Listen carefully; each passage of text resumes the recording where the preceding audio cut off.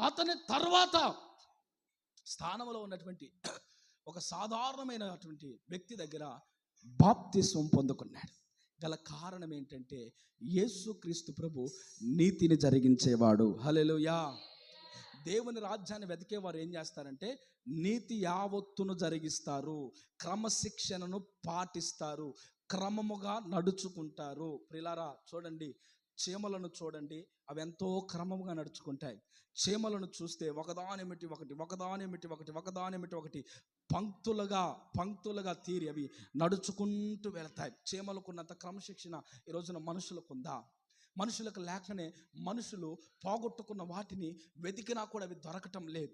పోగొట్టుకున్న వాటిని సంపాదించుకోలేకపోతున్నారు. గల కారణం ఏంటంటే వారు నీతి యావత్తును జరిగించలేకపోతున్నారు. నీతి అంటే క్రమమును పాటించటం. క్రమం అంటే ఏంటి? ప్రియమైన దేవుని బిడ్డలారా,